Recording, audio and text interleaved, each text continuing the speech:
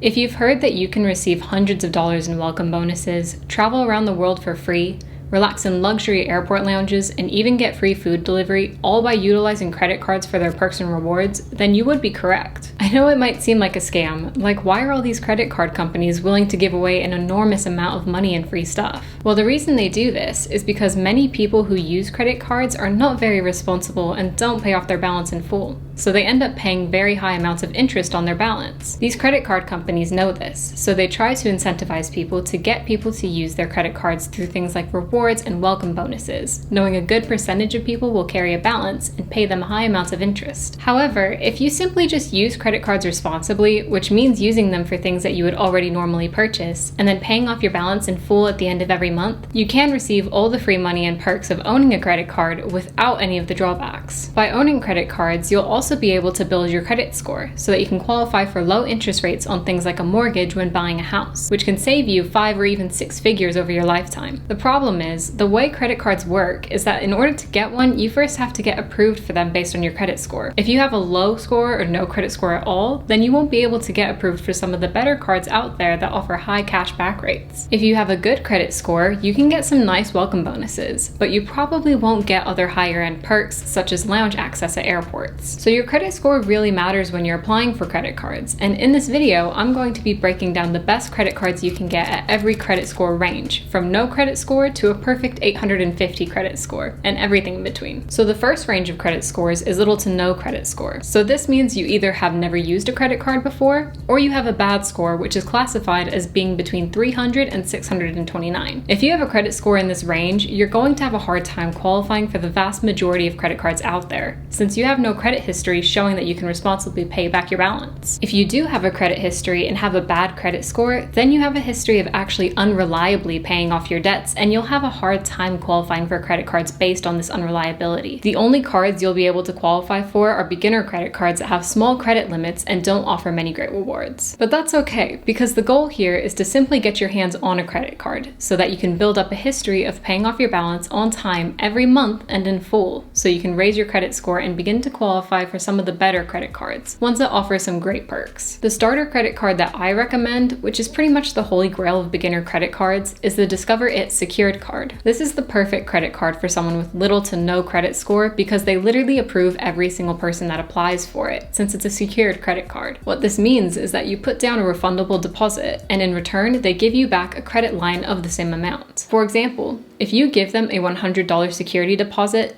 they'll give you back a $100 credit line. What makes this secured card infinitely better than all of the other secured cards out there is that it has no annual fee. And with this card, you can also get your first taste of those sweet credit card rewards. Secured credit cards don't typically offer any rewards, so that's why I really recommend this one. With this card, you'll get 2% cash back on restaurants and gas stations up to the first $1,000. And you'll also get unlimited 1% cash back on all your other purchases. They're also running a promotion where they will match your cash back in the first year. So for the first year, you'll actually get 4% back at restaurants and gas stations and 2% back on everything else. And another added perk of this card is that Discover actually allows you to monitor your FICO score for free on their platform, so you can keep track of how your score is improving over time, which is especially useful for all the people that are using this card to repair or build up their credit score, because they can track how their score improves over time. This is actually the first credit card that I went with to help build up my credit score, and if you want to go apply for it, there's a link down in my description box below. The next card I recommend is one for people with a fair credit score, which is between 630 to 689. If you have a credit score in this range, unfortunately, once again, you won't be able to qualify for cards with significant rewards or perks, but you will be able to qualify for cards that are unsecured, requiring no security deposit. If you have a fair credit score, I highly recommend the Petal 2 Visa card. This is a relatively new card that quickly became very popular. What's nice about it is that you can check to see if you're pre-approved for the card without actually impacting your credit score. You'll still receive a hard inquiry when you actually submit an application for the card, but this way there's no risk of you not getting approved, whilst also getting a ding on your credit score. This card also has no annual fee, and they base your credit limit on your banking history, which means that you have the potential of getting approved without any prior credit history at all. But you may not qualify if you have a damaged credit score, which is why I didn't recommend this card for the first credit score category. With this card, you'll get 1% cash back on eligible purchases right away, and you can get up to 1.5% cash cash back on eligible purchases after you make 12 on-time monthly payments. So it's nice to see that they're incentivizing responsible credit card use here. You can also get 2 to 10% cash back at select merchants and can get approved for a credit limit of between $300 to $10,000. Overall, this card was designed for the purpose of building your credit score. They offer pretty good rewards, and the Petal app also has a lot of personal finance features that can help you to budget and be responsible with your finances. So it's a fantastic card to use to increase your credit score up into the 700s. Okay, now we can talk about some of the best credit cards to have if you have a good credit score, which is a score between 690 and 719. Having a score in this range opens up the ability to get approved for the vast majority of credit cards out there,